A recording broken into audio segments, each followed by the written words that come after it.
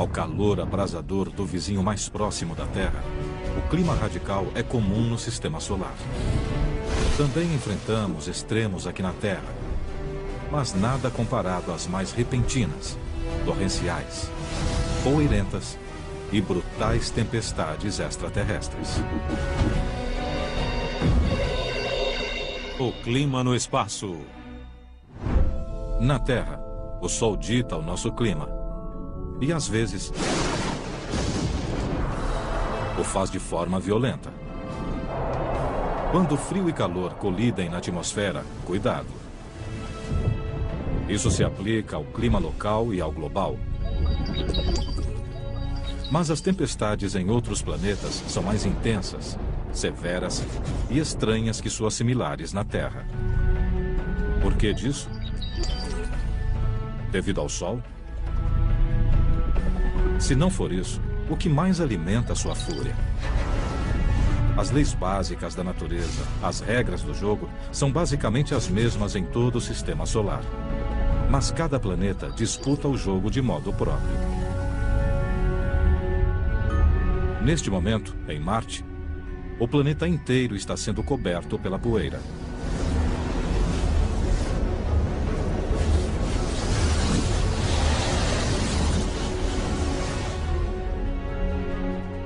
Essa tempestade global de poeira impede que 99% dos raios solares cheguem à superfície do planeta.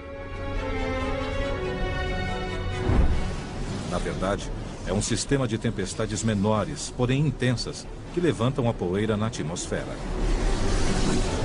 Após seu início, o céu marciano leva meses para voltar a clarear.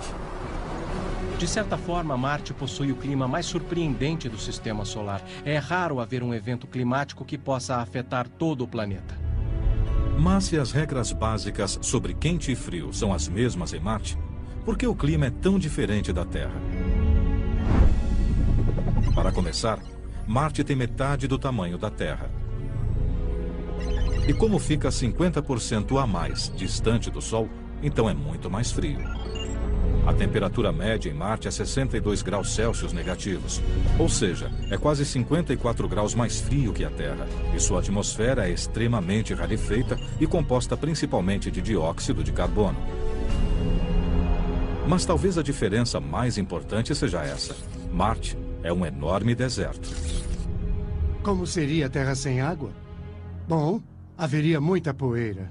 Não há água líquida na superfície de Marte e há muito pouca água na atmosfera. Não há como conter a poeira.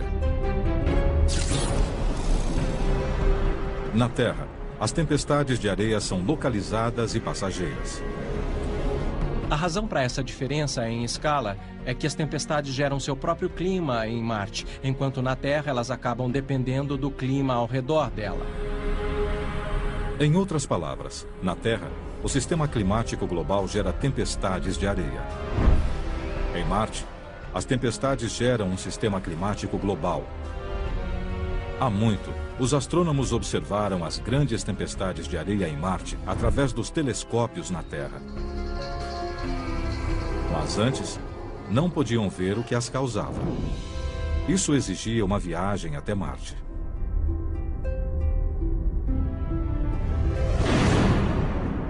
Em 2003, a NASA pousou 2 veículos, chamados Spirit e Opportunity, na superfície marciana. Sua missão? Aprender mais sobre a geologia do planeta vermelho. Os engenheiros da NASA sempre presumiram que, à medida que os 2 veículos percorressem a superfície marciana, a poeira se acumularia nos seus painéis solares. Se caísse muita poeira da atmosfera, ela cobriria os painéis e logo o Sol não chegaria à sílica.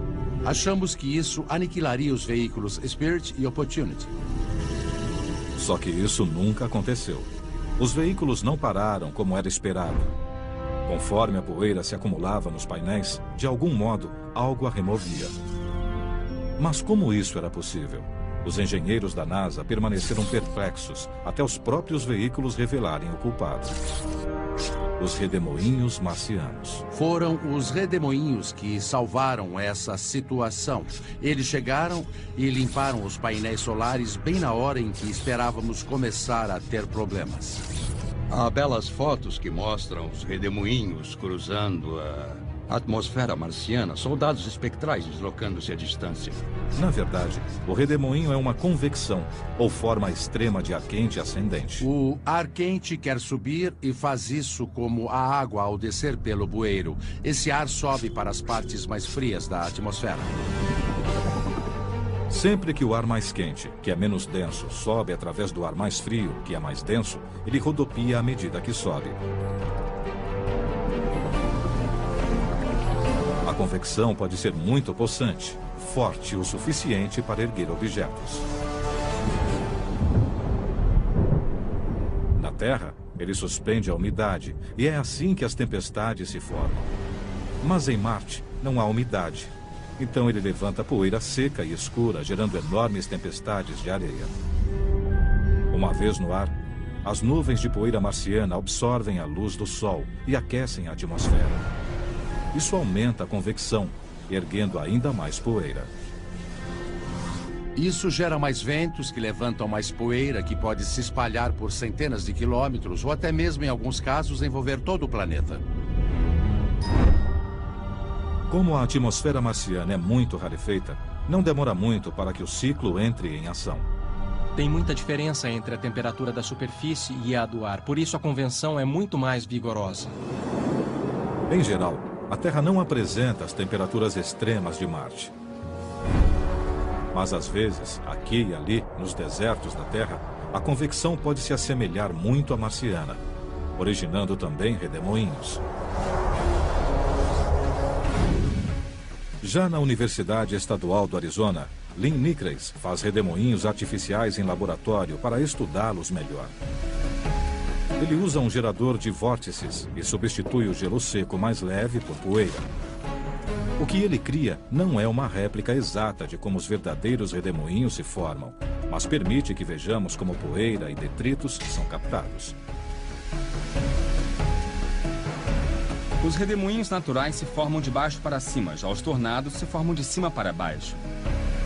Então, o mecanismo é ativado gerando o fluxo de ar, e à medida que esse fluxo dos ventiladores gira para o solo, forma-se um vórtice.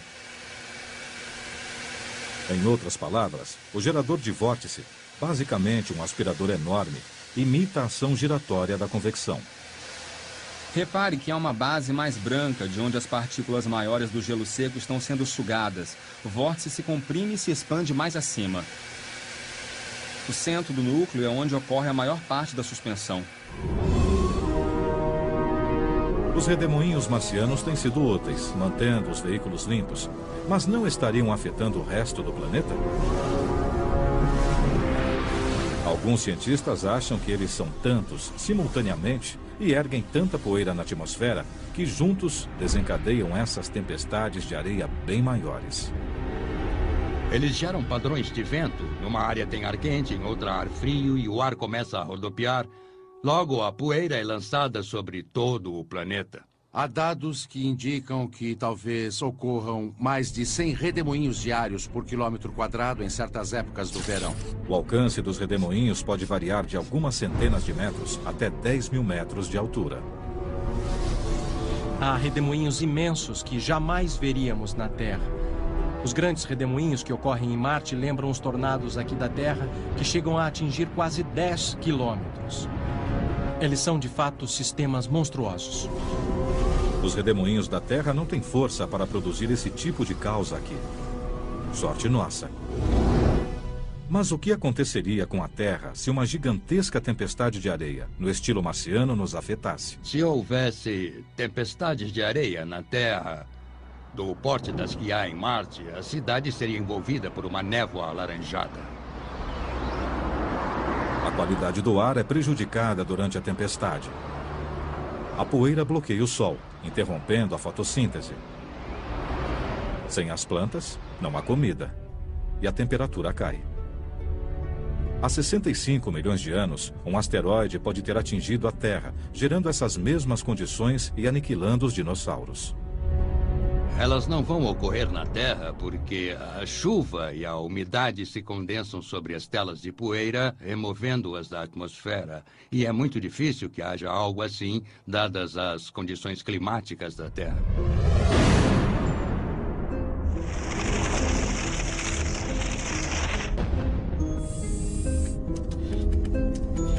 Prever o tempo em Marte talvez venha a ser tão importante quanto prever o tempo na Terra, se quisermos enviar uma missão tripulada para lá. O termo meio ambiente não mais se aplica somente ao prado vizinho ou ao riacho no extremo da cidade. Compreende todo o sistema solar. Este é o nosso meio ambiente agora. A energia solar banha todos os planetas. Na Terra, ela gera furacões. Em Marte, tempestades de areia de amplo alcance. Mas quase sem dispor de energia solar, o distante Netuno produz ventos violentos e possantes. De onde eles vêm e até que ponto são maléficos? Se os ventos de Netuno chegassem à Terra, essas tempestades extraterrestres nos aniquilariam literalmente.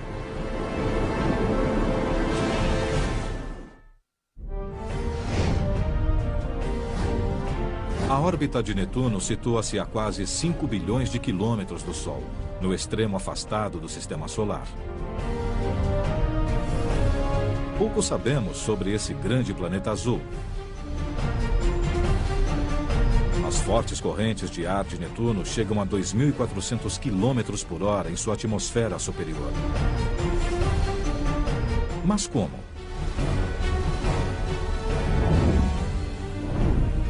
O Sol controla o clima na Terra e em Marte.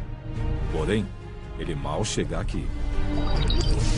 A falta de luz solar significa temperaturas gélidas, uma média de 235 graus Celsius negativos. Se não há sol, nem calor, de onde vêm esses ventos incríveis? Um dos enigmas interessantes é que, conforme nos afastamos no sistema solar, aumenta a distância do Sol, mas os ventos não diminuem, continuam muito fortes. A energia dos ventos de Netuno tem uma origem, e os cientistas trabalham para entendê-la. A energia de Netuno, com certeza, não é alimentada pela radiação solar. Na verdade, a energia oriunda do planeta, detectada como calor por infravermelho, tem 2,5 vezes a energia do Sol. Então o planeta está gerando seu próprio calor, não do núcleo que é composto de rocha e gelo. Mas em volta desse centro gelado, há um manto de amônia, metano e água comprimidos por uma pressão enorme que gera toneladas de calor. Embora Netuno seja frígido por fora, por dentro ele emite muito calor. Esse calor talvez ajude a provocar os ventos de Netuno. Ainda assim, eles são fortes demais para virem apenas do manto. Há outra causa para sua velocidade. A Terra também tem um centro quente e está bem mais perto do Sol. Então, por que não temos ventos como Netuno? Para começar, os nossos oceanos acumulam e liberam energia, e isso ajuda a gerar o nosso clima. Aumenta a energia em alguns locais e retira em outros no sistema complicado. Esse sistema complicado produz muito vento. Mas onde ocorrem os ventos mais velozes da Terra? Surpreendentemente, não é sobre o oceano. Eles sopram sobre o topo de uma montanha de tamanho modesto. O Monte Washington, em New Hampshire. Os ventos mais fortes já observados por seres humanos sopraram aqui no Monte Washington, 371 km por hora em 12 de abril de 1934. O Observatório do Monte Washington, uma instituição científica privada e sem fins lucrativos, é responsável por monitorar o clima no alto da montanha de 1.916 metros. Esta estação meteorológica remota, acessível apenas por veículos para neve no inverno, mantém registros diários há 76 anos. Com certeza é um dos locais mais extremos do planeta. No inverno há ventos quase diários que ultrapassam 160 km por hora. Não tão extremos quanto os de Netuno, mas são fortes. Por que essa montanha, que tem 1/5 do tamanho do Everest, produz rajadas tão violentas? Estamos no local para onde convergem ventos de várias direções, oriundos do vale do rio Ohio, do vale do rio St. Lawrence e da costa leste. Todos convergem para esta área, do topo do Monte Washington. A mudança de elevação do leito do vale para o topo do Monte Washington é muito significativa para qualquer cordilheira. Ultrapassa 1.200 metros. O ar é forçado a ultrapassar o topo da montanha e, ao se comprimir sobre o topo, ele acelera. Eles o medem pontualmente a cada hora, 24 horas por dia, 7 dias por semana. Está soprando a mais de 160 quilômetros agora. O gelo se forma mais depressa sobre os instrumentos. Temos que remover esse gelo. Apesar do vento extremo, temos que fazer isso de hora em hora.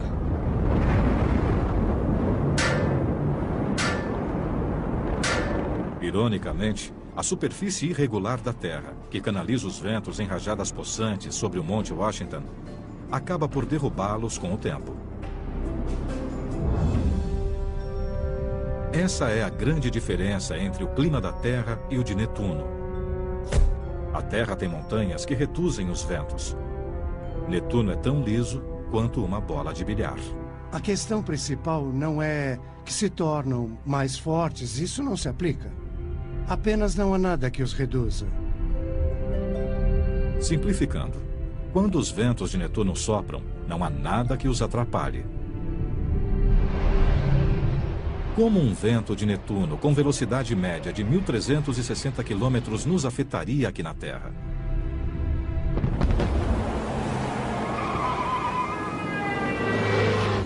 Na Terra temos ventos com força de furacão que chegam a 160 km por hora. Consideramos isso bem perigoso. Se enfrentássemos na Terra os ventos de Netuno de 1.400 km por hora, eles destruiriam tudo na superfície, arrancariam tudo. O gigantesco Netuno transforma o vento em algo extremo e quase irreconhecível.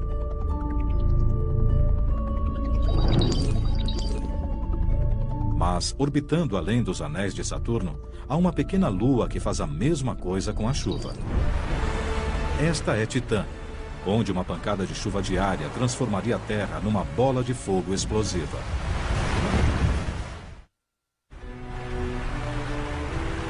O dia está nublado e começa uma chuva fraca. Aqui na Terra, você pegaria seu guarda-chuva e consideraria isso ligeiramente inconveniente. Mas essa não é a Terra. Nem é uma chuva comum. Você está em Titã, uma pequena lua de Saturno. E sob esse aguaceiro químico, você precisaria mais do que um guarda-chuva para protegê-lo. As regras do clima na Terra, com certeza, não se aplicam aqui. Mas a Terra e Titã têm muitas semelhanças. Na Terra, temos uma superfície sólida, uma atmosfera protetora e bastante água. Tudo isso torna a vida possível no nosso planeta. Na verdade, não há nada que se compare à Terra no sistema solar. Mas Titã chega perto. Como a Terra, ela tem uma superfície sólida, e isso não é tudo. Titã tem uma atmosfera que, de modo geral, é bem similar à da Terra. Contém nitrogênio, assim como a atmosfera terrestre, e também é rica em material orgânico, como nossa atmosfera. Mas similar não significa igual. Aqui na Terra, a nossa atmosfera tem uma grande quantidade de água de forma constante, que sempre evapora e retorna em forma de chuva. Como aqui, na ilha havaiana de Kauai. Estou nas encostas do Monte Waialeale. Esta montanha envolta por nuvens. Aqui chove mais de 12 mil milímetros por ano. O ciclo da água na Terra começa quando o ar úmido e aquecido do oceano sobe, formando nuvens que acabam se condensando em chuva. A chuva cai sobre o solo e escoa para o oceano, recomeçando o ciclo.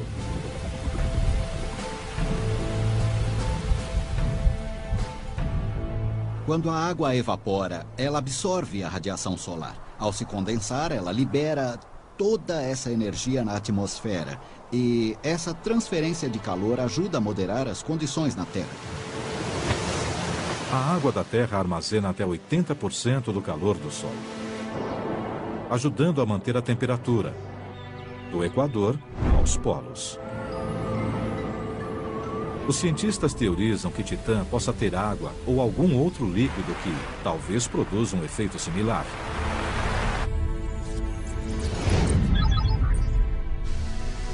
Em 2004, quando a sonda Cassini da NASA visitou Saturno, encontrou provas relevantes que corroboram essa ideia.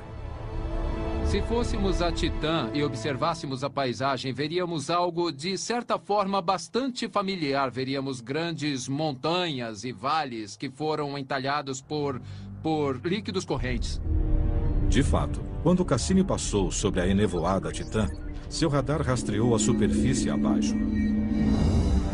Os cientistas viram canais cortando a superfície, assim como fazem os rios na Terra. Alguns com 1.400 quilômetros de extensão. O primeiro forte indício de líquido em Titã. Há grandes massas líquidas na superfície de Titã. Em nenhum outro lugar do Sistema Solar, a não ser na Terra, há algo assim. Será que a água, o líquido que entalha as montanhas e vales da Terra, também estaria deixando seus traços na superfície de Titã? Ou seria outra coisa? O problema é que Titã está muito distante do Sol. Se fosse água, estaria congelada. Faz 180 graus Celsius negativos em Titã. E as coisas lá não se comportam como na Terra. Devido ao frio intenso, o metano, que é um gás na Terra, é um líquido em Titã. Um mistério resolvido. Mas só porque o metano é um líquido na superfície de Titã, não significa que faça parte de um ciclo climático como a água na Terra. Como saber se esse metano também cai do céu de Titã? Essa resposta está envolta em mistério, literalmente. Titã é recoberta por uma espessa névoa com partículas de fumaça, semelhante a um dia ruim em Los Angeles. Apesar da névoa, a sonda Cassini, mais uma vez, revelou a resposta. Vemos as nuvens superiores e indícios de chuva porque as nuvens precipitam-se de repente. Hipoteticamente, trata-se de uma chuva. Chuva de metano.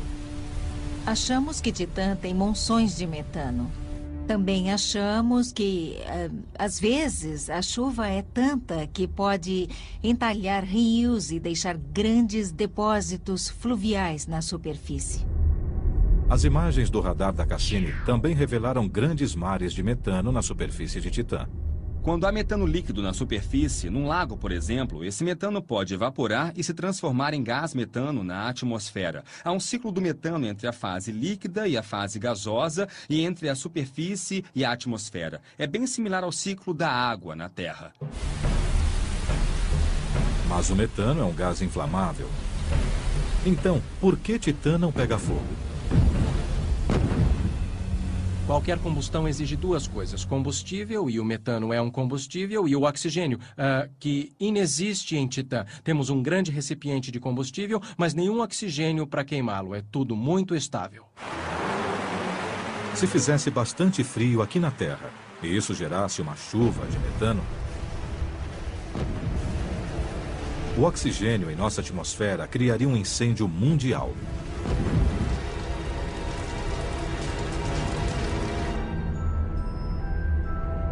Felizmente para nós, isso não vai acontecer.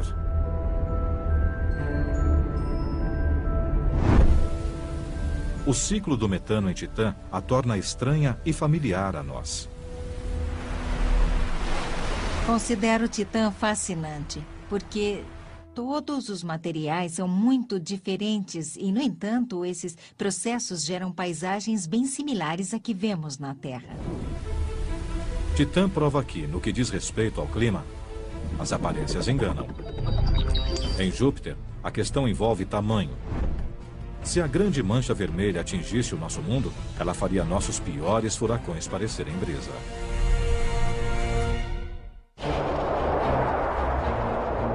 Essa é a maior e a mais antiga tempestade do Sistema Solar. E o fenômeno característico mais famoso de Júpiter. Tem até um nome próprio: a Grande Mancha Vermelha. Tem 2 ou 3 vezes o tamanho da Terra. É a maior de todas as tempestades. Sabemos a respeito da Grande Mancha Vermelha no hemisfério sul de Júpiter há mais de 300 anos. Quando Galileu inventou o telescópio, após alguns anos, a Grande Mancha Vermelha foi avistada. E ainda está lá. Familiar, porém misteriosa. Ninguém sabe como a Grande Mancha Vermelha se formou. Porém, os cientistas já estão investigando sob as nuvens de Júpiter para saber mais sobre essa enorme tempestade extraterrestre.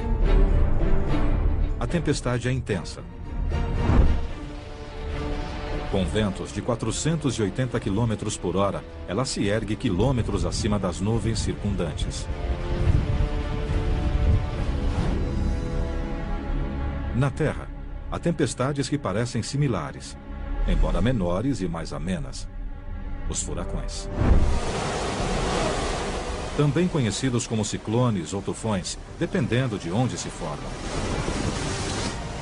Eles são os ventos meteorológicos mais destruidores.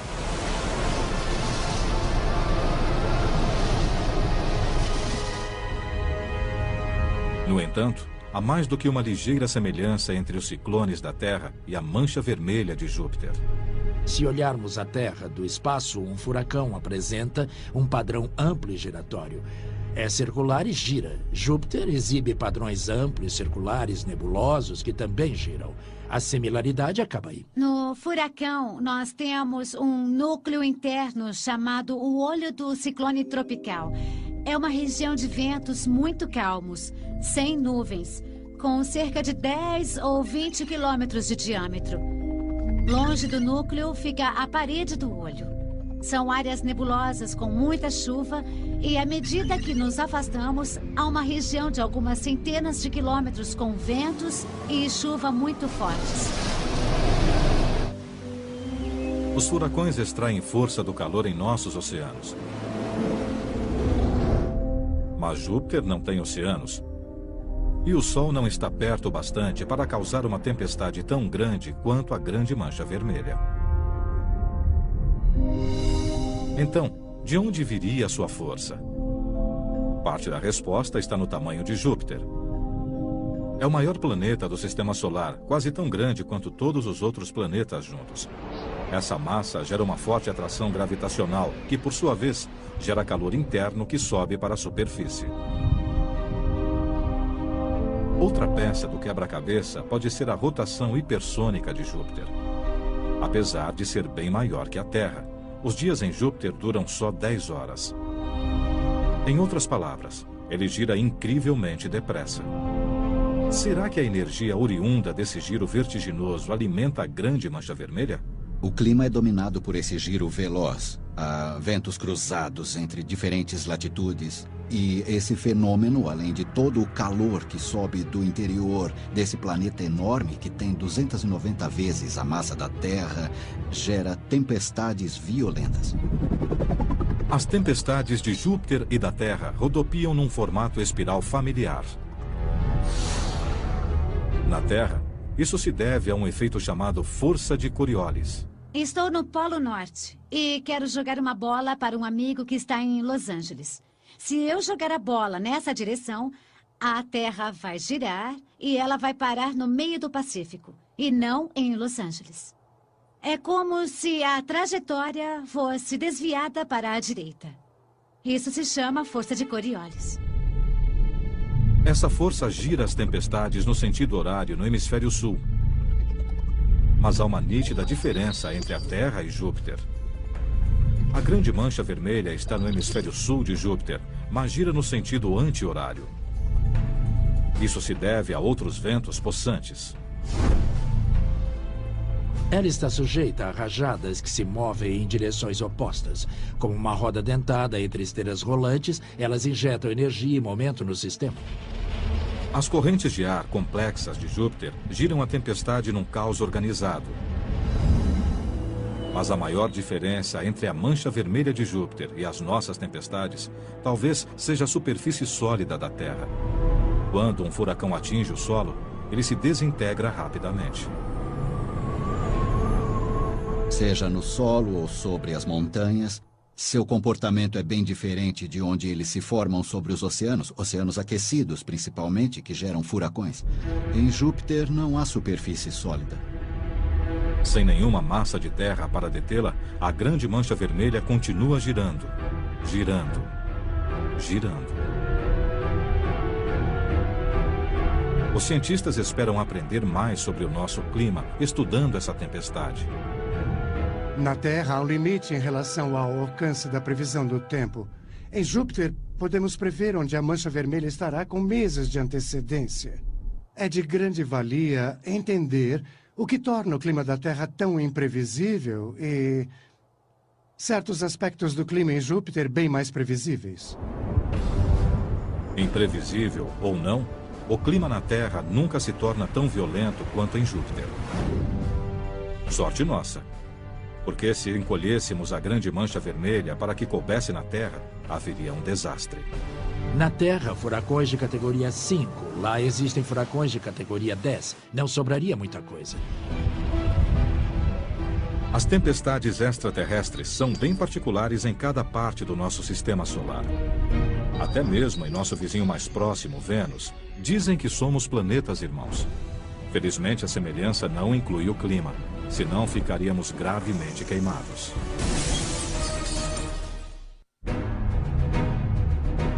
Vênus pode ser nosso vizinho mais próximo, mas, de algum modo, seu clima é radicalmente diferente do nosso. O segundo planeta, a partir do Sol, é uma mistura de aterro de lixo tóxico com o Vale da Morte. Só que pior. Acho que seria quase uma definição planetária do inferno.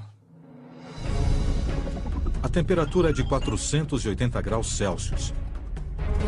A pressão na superfície é a mesma encontrada a 800 metros abaixo do oceano na Terra. E como se isso não bastasse, a atmosfera superior de Vênus é asfixiante, devido às nuvens de ácido sulfúrico, e os ventos registram 400 km por hora. A melhor comparação com Vênus equivaleria a entrar no forno e acendê-lo. Quanto à pressão, nós usamos o mergulho profundo, mas não tem nada que se compare à Terra. É um planeta muito, muito extremo. Em Vênus, não há como fugir do calor. Se criássemos um hotspot em Vênus, a atmosfera opressiva tomaria o calor e o espalharia. Vênus brilha tanto no céu noturno porque suas nuvens espessas refletem quase toda a luz solar que recebem. Na verdade, alguns cientistas no passado acreditavam que Vênus tivesse temperaturas moderadas como na Terra. Quando uma espaçonave passou por Vênus em 1962, achamos que sua superfície seria de 32 graus Celsius, como Miami, na Flórida. Era um equívoco tremendo. Há algo mais atuando em Vênus. Mas o quê? Por que Vênus não esfria assim como a Terra? Na Terra, por exemplo, a luz do Sol atinge sua superfície. A Terra aquece um pouco, mas o oxigênio e o nitrogênio da atmosfera não obstruem a luz. Ao ser liberada pelos raios infravermelhos, ela atravessa a atmosfera e vai para o espaço. Mas em Vênus, a atmosfera contém 97% de dióxido de carbono, dando um significado novo ao efeito estufa. É extremamente difícil para a superfície expelir sua energia. Vênus nos ensinou uma lição. O gás inerte, ou gás estufa, pode esquentar demais a atmosfera. Mas por que Vênus tem bem mais CO2 na atmosfera que a Terra? Os dois têm muito em comum. São até chamados de planetas irmãos. são quase do mesmo tamanho. Têm praticamente a mesma quantidade de carbono e há bilhões de anos ambos tinham muita água. Mas eras atrás, suas trilhas misteriosamente divergiram. Na Terra, a água fomentou a vida. A Terra possui a maior parte do seu carbono em formas de vida, nas árvores, nos animais. Mas se tirarmos todo o carbono que está nas rochas próximo à superfície e o queimarmos ou liberarmos, nós criaremos uma atmosfera bastante semelhante à de Vênus. A grande proximidade de Vênus com o Sol tornou-o quente demais para sustentar a água líquida. Então, sua água evaporou na atmosfera, aprisionando o calor depositado pelo Sol e criando um efeito estufa descontrolado. Uma vez na atmosfera, as moléculas de água ficaram expostas aos raios solares ultravioletas que as desintegraram. A comunidade científica só reconheceu a importância do efeito estufa ao constatar que em Vênus fazia 480 graus e não apenas 32. Foram necessárias várias missões fracassadas a Vênus para entender isso. Na década de 1960, os Estados Unidos e a União Soviética enviaram sondas não tripuladas até as proximidades do planeta e a sua superfície. Não demorou muito para que Vênus as destruísse e as queimasse.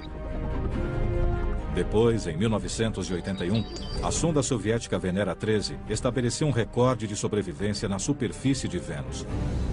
2 horas e 7 minutos. Ela foi capaz de tirar fotos e amostras da superfície antes de ser vencida pelo calor.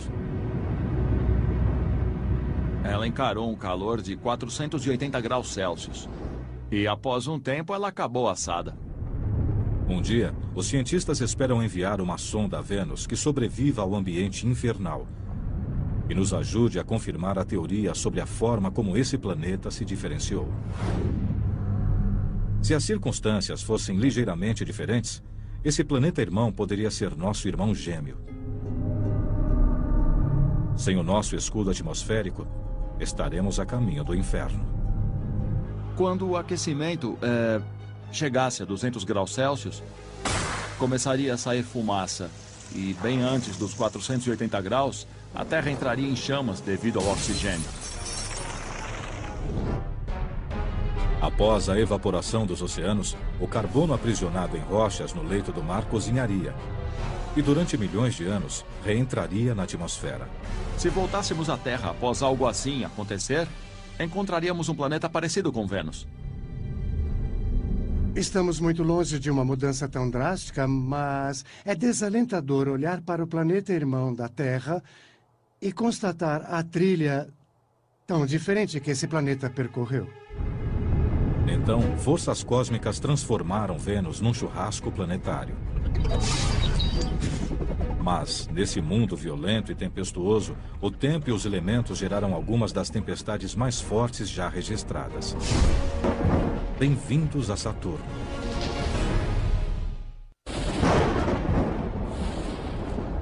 Raios cortam o céu. Esse violento sistema climático chega a ser maior que os Estados Unidos, agredindo a atmosfera com os raios mais fortes já vistos. Só que esses raios não são visíveis, pois eletrificam os céus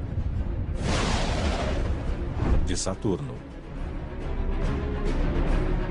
Apesar da força desses raios, os cientistas não conseguem vê-los, em parte devido aos anéis brilhantes de Saturno. Os anéis são tão brilhantes que, se estivéssemos do lado escuro de Saturno, lá estaria bem mais claro que a Terra sob a lua cheia. E Saturno também esconde seus raios dentro de nuvens espessas e sufocantes de amônia.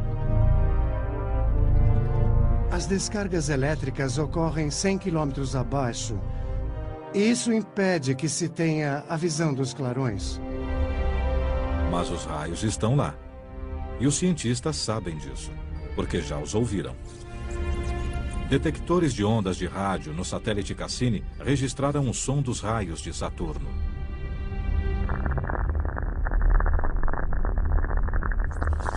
Dá para você ouvir a estática causada pelo raio, assim como num rádio AM aqui na Terra.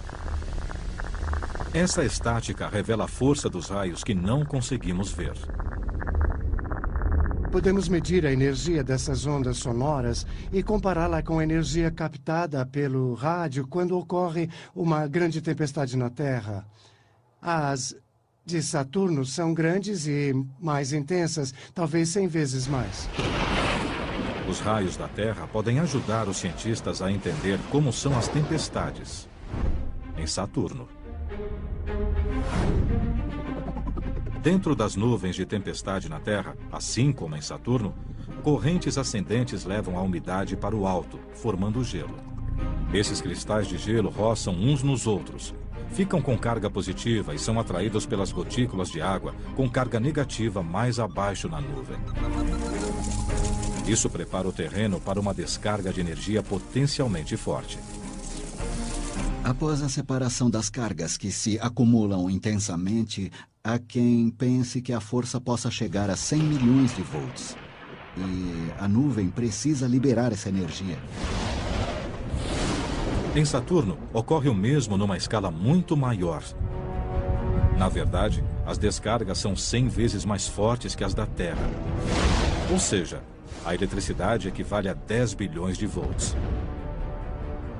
As tempestades no hemisfério sul de Saturno alcançam milhares de quilômetros e podem durar até um mês. Mas os cientistas não sabem ao certo o que torna as tempestades de Saturno mais intensas e longas. Talvez isso se deva à atmosfera supersaturada de Saturno. Comparativamente, o fato de haver mais água na atmosfera de Saturno talvez potencialize as tempestades. Mais gotículas de água significam mais fricção, ou seja, raios maiores. Mas a energia que emerge do planeta também pode contribuir para a força das tempestades de Saturno. O fato é que o corredor de raios em Saturno situa-se num local onde os ventos sopram mais devagar. Se nos aprofundarmos na atmosfera, os ventos serão os mesmos. É um local onde a energia liberada mais abaixo pode chegar à atmosfera superior sem ser desviada. Isso permite que as tempestades sejam organizadas. A atmosfera da Terra não é assim. Embora nossas tempestades possam ser violentas, não são nada em comparação com as de Saturno. Mesmo uma super tempestade modesta em Saturno seria devastadora aqui. Uma tempestade típica de Saturno na Terra abrangeria toda a América do Norte e teria chuva e ventos muito fortes. Seria realmente alguma coisa sem precedentes na Terra. As tempestades hiperviolentas de Saturno provam que nossos vizinhos planetários têm climas bem mais brutais que o nosso.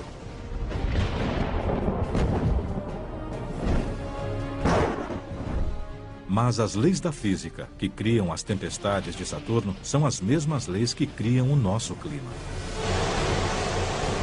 Grandes tempestades de areia, ventos implacáveis, raios mortais, furacões violentos e calor escaldante. Conforme aprendemos mais sobre as condições extremas de outros mundos, compreendemos como o nosso planeta imprevisível funciona. E o que enfrentaremos se e quando nos aventurarmos por outros planetas e desafiarmos suas estranhas tempestades.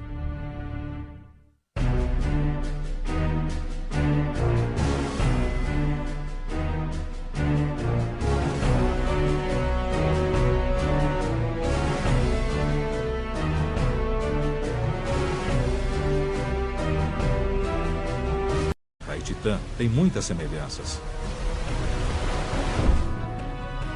Na Terra, temos uma superfície sólida, uma atmosfera protetora e bastante água. Tudo isso torna a vida possível no nosso planeta. Na verdade, não há nada que se compare à Terra no sistema solar. Mas Titã chega perto. Como a Terra, ela tem uma superfície sólida, e isso não é tudo.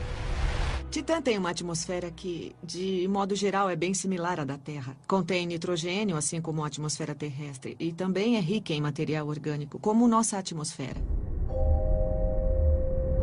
Mas similar não significa igual.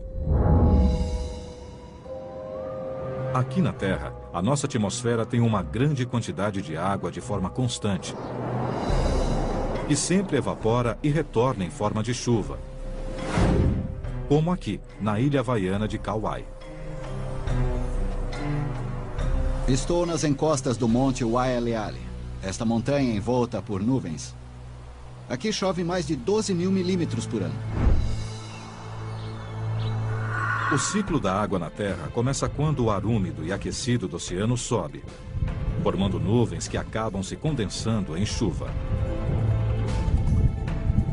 A chuva cai sobre o solo e escoa para o oceano, recomeçando o ciclo.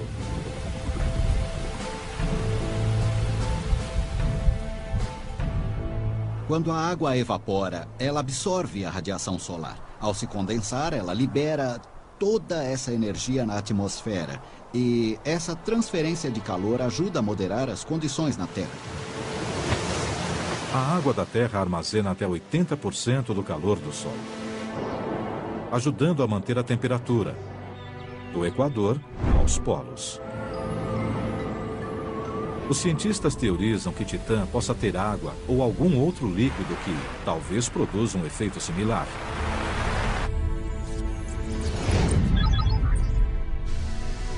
Em 2004, quando a sonda Cassini da NASA visitou Saturno, encontrou provas relevantes que corroboram essa ideia. Se fôssemos a Titã e observássemos a paisagem, veríamos algo de certa forma bastante familiar. Veríamos grandes montanhas e vales que foram entalhados por líquidos correntes. De fato, quando Cassini passou sobre a enevoada Titã, seu radar rastreou a superfície abaixo. Os cientistas viram canais cortando a superfície, assim como fazem os rios na Terra. Alguns com 1.400 quilômetros de extensão. Enorme, que tem 290 vezes a massa da Terra, gera tempestades violentas. As tempestades de Júpiter e da Terra rodopiam num formato espiral familiar. Na Terra, isso se deve a um efeito chamado força de Coriolis. Estou no Polo Norte e quero jogar uma bola para um amigo que está em Los Angeles. Se eu jogar a bola nessa direção, a Terra vai girar e ela vai parar no meio do Pacífico, e não em Los Angeles. É como se a trajetória fosse desviada para a direita. Isso se chama força de Coriolis. Essa força gira as tempestades no sentido horário no hemisfério sul. Mas há uma nítida diferença entre a Terra e Júpiter. A grande mancha vermelha está no hemisfério sul de Júpiter, mas gira no sentido anti-horário. Isso se deve a outros ventos possantes. Ela está sujeita a rajadas que se movem em direções opostas. Como uma roda dentada entre esteiras rolantes, elas injetam energia e momento no sistema. As correntes de ar complexas de Júpiter giram a tempestade num caos organizado. Mas a maior diferença entre a mancha vermelha de Júpiter e as nossas tempestades talvez seja a superfície sólida da Terra. Quando um furacão atinge o solo, ele se desintegra rapidamente. Seja no solo ou sobre as montanhas, seu comportamento é bem diferente de onde eles se formam sobre os oceanos aquecidos principalmente, que geram furacões. Em Júpiter não há superfície sólida. Sem nenhuma massa de terra para detê-la, a grande mancha vermelha continua girando, girando, girando. Os cientistas esperam aprender mais sobre o nosso clima, estudando essa tempestade. Na Terra, há um limite em relação ao alcance da previsão do tempo. Em Júpiter, podemos prever onde a mancha vermelha estará com meses de antecedência. É de grande valia entender o que torna o clima da Terra tão imprevisível e certos aspectos do clima em Júpiter bem mais previsíveis. Imprevisível ou não, o clima na Terra nunca se torna tão violento quanto em Júpiter. Sorte nossa. Porque se encolhêssemos a grande mancha vermelha para que coubesse na Terra, haveria um desastre. Na Terra, furacões de categoria 5. Lá existem furacões de categoria 10. Não sobraria muita coisa. As tempestades extraterrestres são bem particulares em cada parte do nosso sistema solar. Até mesmo em nosso vizinho mais próximo, Vênus, dizem que somos planetas irmãos. Verdade, forte o suficiente para erguer objetos. Na Terra, ele suspende a umidade e é assim que as tempestades se formam. Mas em Marte não há umidade. Então ele levanta poeira seca e escura, gerando enormes tempestades de areia. Uma vez no ar, as nuvens de poeira marciana absorvem a luz do Sol e aquecem a atmosfera. Isso aumenta a convecção, erguendo ainda mais poeira. Isso gera mais ventos que levantam mais poeira que pode se espalhar por centenas de quilômetros ou até mesmo, em alguns casos, envolver todo o planeta. Como a atmosfera marciana é muito rarefeita, não demora muito para que o ciclo entre em ação. Tem muita diferença entre a temperatura da superfície e a do ar, por isso a convecção é muito mais vigorosa. Em geral, a Terra não apresenta as temperaturas extremas de Marte. Mas às vezes, aqui e ali, nos desertos da Terra, a convecção pode se assemelhar muito à marciana, originando também redemoinhos. Já na Universidade Estadual do Arizona, Lynn Nicraes faz redemoinhos artificiais em laboratório para estudá-los melhor. Ele usa um gerador de vórtices e substitui o gelo seco mais leve por poeira. O que ele cria não é uma réplica exata de como os verdadeiros redemoinhos se formam, mas permite que vejamos como poeira e detritos são captados. Os redemoinhos naturais se formam de baixo para cima, já os tornados se formam de cima para baixo. Então, o mecanismo é ativado gerando o fluxo de ar, e à medida que esse fluxo dos ventiladores gira para o solo, forma-se um vórtice. Em outras palavras, o gerador de vórtice, basicamente um aspirador enorme, imita a ação giratória da convecção. Repare que há uma base mais branca de onde as partículas maiores do gelo seco estão sendo sugadas. O vórtice se comprime e se expande mais acima. O centro do núcleo é onde ocorre a maior parte da suspensão. Os redemoinhos marcianos têm sido úteis, mantendo os veículos limpos, mas não estariam afetando o resto do planeta? Alguns cientistas acham que eles são tantos, simultaneamente, e erguem tanta poeira na atmosfera, que juntos desencadeiam essas tempestades de areia bem maiores. Eles geram padrões de vento. Numa área tem ar quente, em outra ar frio, e o ar começa a rodopiar. Logo, a poeira é lançada sobre todo o planeta. Há dados que indicam que talvez ocorram mais de 100 redemoinhos diários por quilômetro quadrado em certas épocas do verão. É um combustível e o oxigênio, que inexiste em Titã. Temos um grande recipiente de combustível, mas nenhum oxigênio para queimá-lo. É tudo muito estável. Se fizesse bastante frio aqui na Terra, e isso gerasse uma chuva de metano, o oxigênio em nossa atmosfera criaria um incêndio mundial.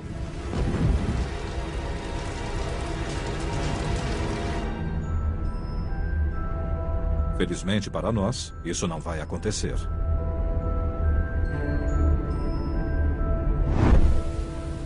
O ciclo do metano em Titã a torna estranha e familiar a nós. Considero Titã fascinante, porque todos os materiais são muito diferentes e, no entanto, esses processos geram paisagens bem similares a que vemos na Terra. Titã prova que, no que diz respeito ao clima, as aparências enganam. Em Júpiter, a questão envolve tamanho. Se a grande mancha vermelha atingisse o nosso mundo, ela faria nossos piores furacões parecerem brisa.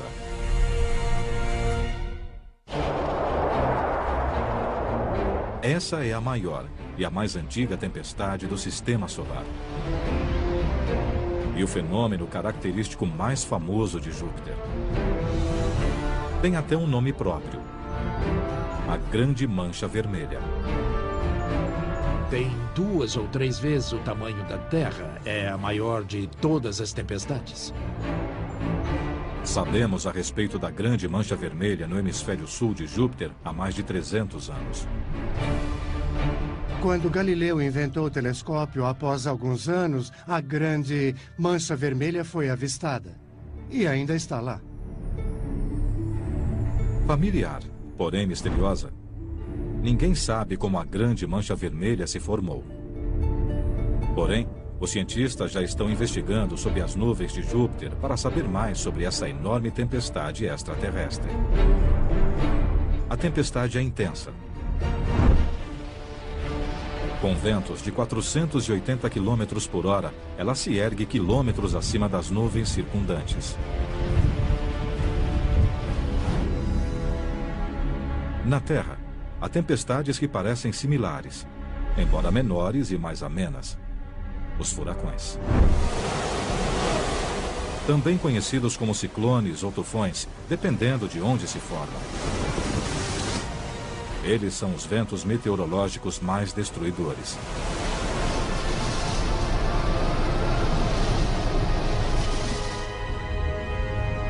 No entanto, há mais do que uma ligeira semelhança entre os ciclones. Na Terra, furacões de categoria 5. Lá existem furacões de categoria 10. Não sobraria muita coisa.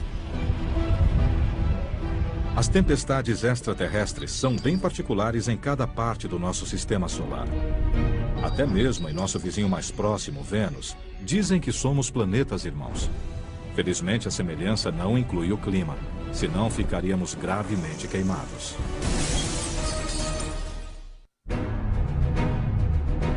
Vênus pode ser nosso vizinho mais próximo, mas, de algum modo, seu clima é radicalmente diferente do nosso. O segundo planeta, a partir do Sol, é uma mistura de aterro de lixo tóxico com o Vale da Morte. Só que pior. Acho que seria quase uma definição planetária do inferno. A temperatura é de 480 graus Celsius. A pressão na superfície é a mesma encontrada a 800 metros abaixo do oceano na Terra. E como se isso não bastasse, a atmosfera superior de Vênus é asfixiante, devido às nuvens de ácido sulfúrico, e os ventos registram 400 km por hora. A melhor comparação com Vênus equivaleria a entrar no forno e acendê-lo. Quanto à pressão, nós usamos um mergulho profundo, mas não tem nada que se compare à Terra. É um planeta muito, muito extremo. Em Vênus, não há como fugir do calor. Se criássemos um hotspot em Vênus, a atmosfera opressiva tomaria o calor e o espalharia. Vênus brilha tanto no céu noturno porque suas nuvens espessas refletem quase toda a luz solar que recebem.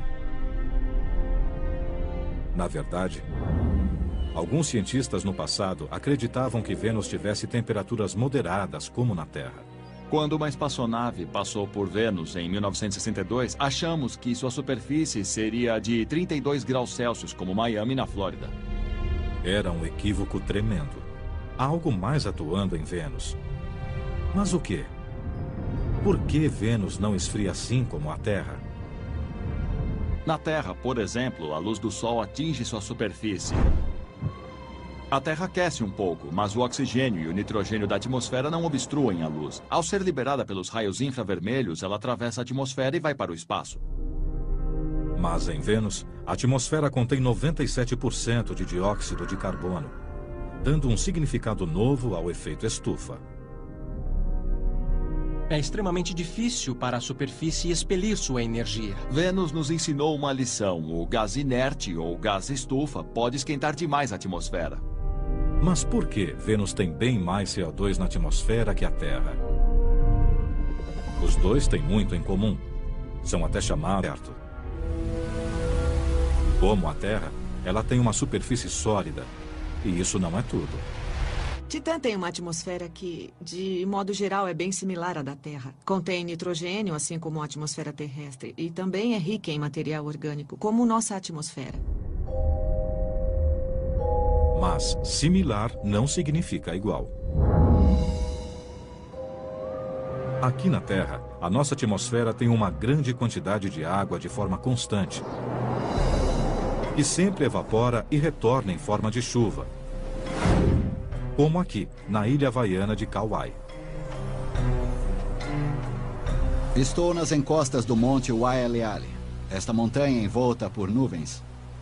Aqui chove mais de 12 mil milímetros por ano. O ciclo da água na Terra começa quando o ar úmido e aquecido do oceano sobe, formando nuvens que acabam se condensando em chuva.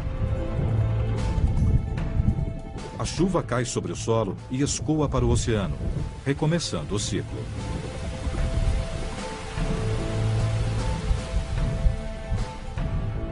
Quando a água evapora, ela absorve a radiação solar. Ao se condensar, ela libera toda essa energia na atmosfera. E essa transferência de calor ajuda a moderar as condições na Terra. A água da Terra armazena até 80% do calor do Sol, ajudando a manter a temperatura, do Equador aos polos. Os cientistas teorizam que Titã possa ter água ou algum outro líquido que talvez produza um efeito similar.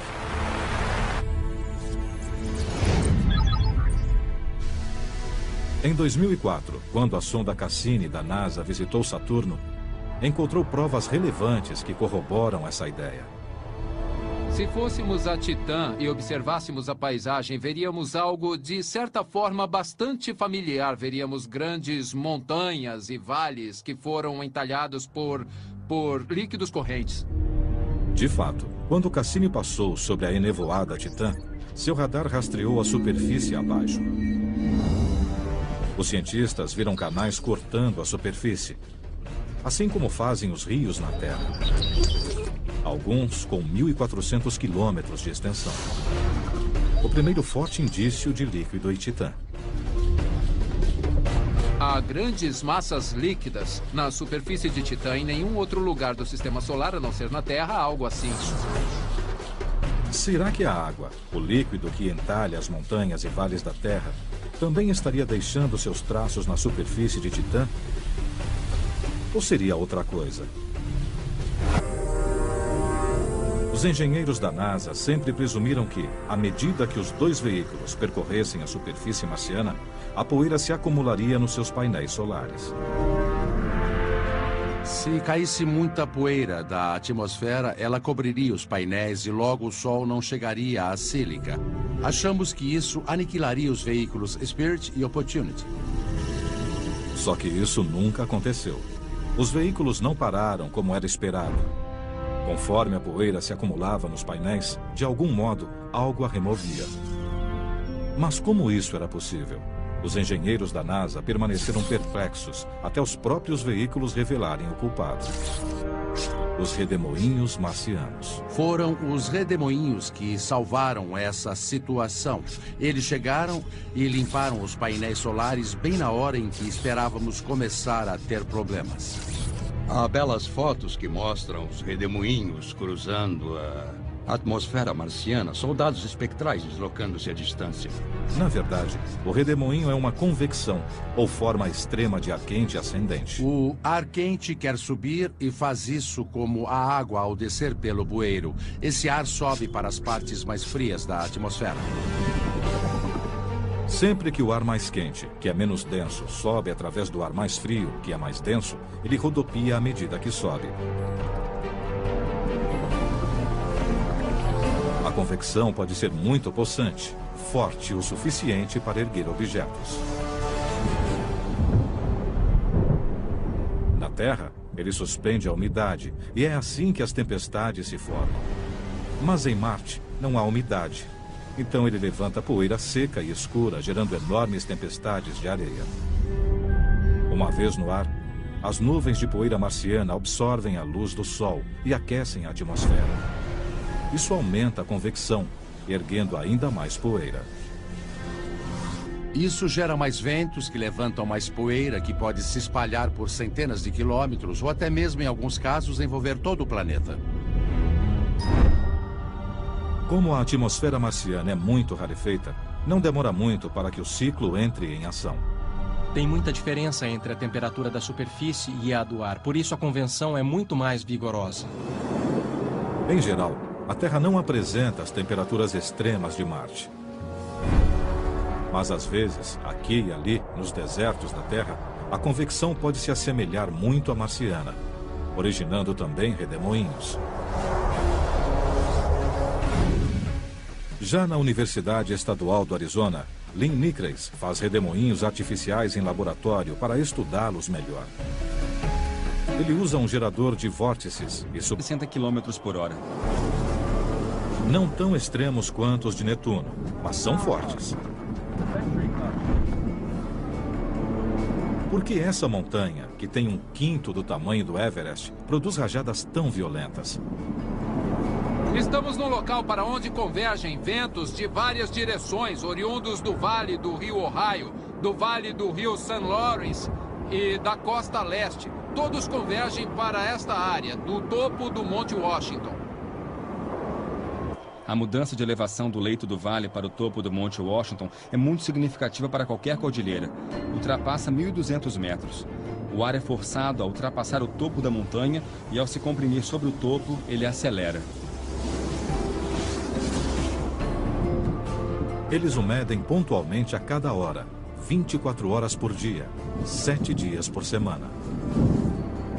Está soprando a mais de 160 quilômetros agora. O gelo se forma mais depressa sobre os instrumentos. Temos que remover esse gelo. Apesar do vento extremo, temos que fazer isso de hora em hora.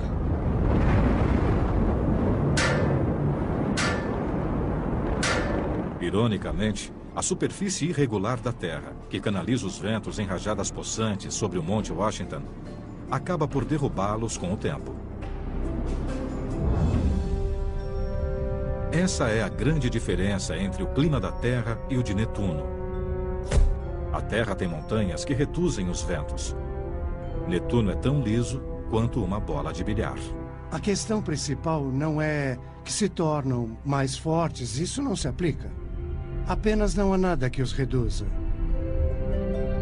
Simplificando, quando os ventos de Netuno sopram, não há nada que os atrapalhe. Como um vento de Netuno com velocidade média de 1.360 km nos afetaria aqui na Terra?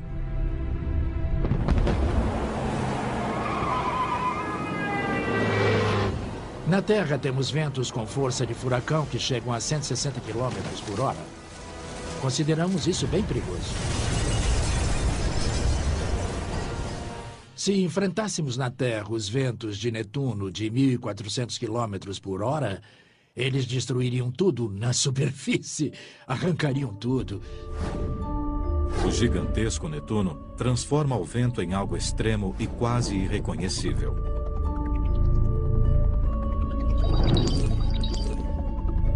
Mas, orbitando além dos anéis de Saturno, há uma pequena lua que faz a mesma coisa com a chuva. Esta é Titã, onde uma pancada de chuva diária transformaria a Terra numa bola de fogo explosiva. Perto bastante para causar uma tempestade tão grande quanto a Grande Mancha Vermelha. Então, de onde viria a sua força? Parte da resposta está no tamanho de Júpiter. É o maior planeta do Sistema Solar, quase tão grande quanto todos os outros planetas juntos. Essa massa gera uma forte atração gravitacional, que, por sua vez, gera calor interno que sobe para a superfície. Outra peça do quebra-cabeça pode ser a rotação hipersônica de Júpiter. Apesar de ser bem maior que a Terra, os dias em Júpiter duram só 10 horas. Em outras palavras, ele gira incrivelmente depressa. Será que a energia oriunda desse giro vertiginoso alimenta a Grande Mancha Vermelha? O clima é dominado por esse giro veloz. Há ventos cruzados entre diferentes latitudes. E esse fenômeno, além de todo o calor que sobe do interior desse planeta enorme que tem 290 vezes a massa da Terra, gera tempestades violentas. As tempestades de Júpiter e da Terra rodopiam num formato espiral familiar.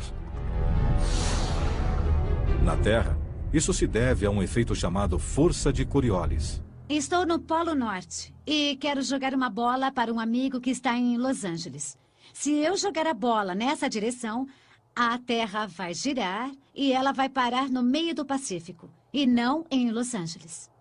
É como se a trajetória fosse desviada para a direita.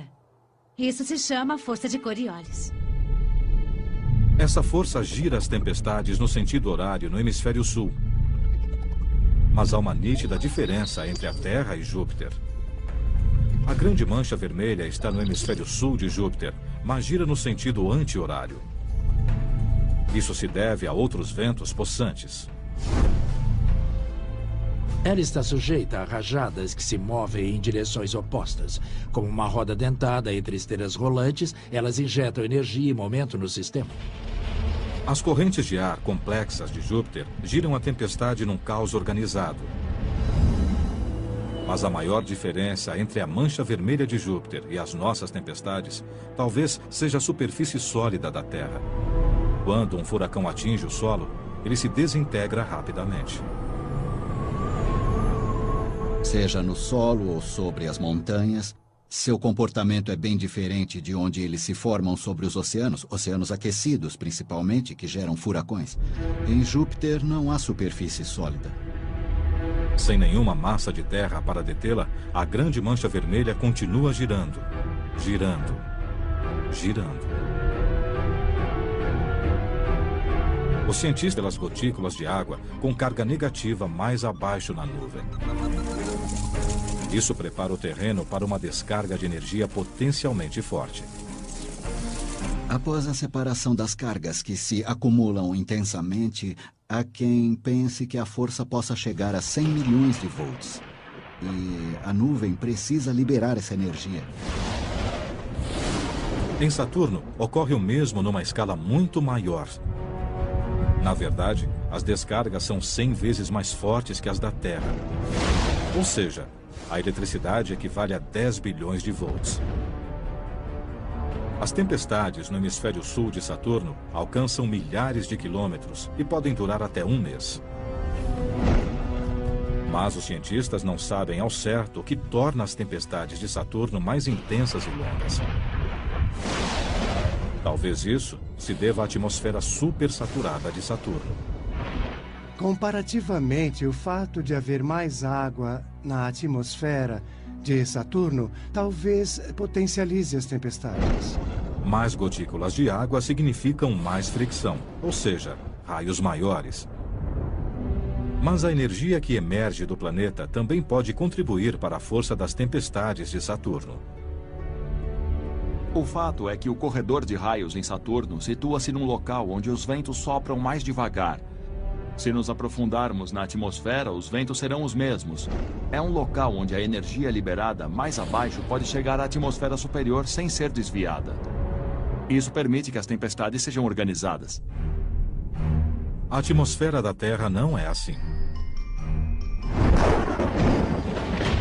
Embora nossas tempestades possam ser violentas, não são nada em comparação com as de Saturno. Mesmo uma super tempestade modesta em Saturno seria devastadora aqui. Uma tempestade típica de Saturno na Terra abrangeria toda a América do Norte e teria chuva e ventos muito fortes. Seria realmente alguma coisa sem precedentes na Terra. As tempestades hiperviolentas de Saturno provam que nossos vizinhos planetários têm climas bem mais brutais que o nosso.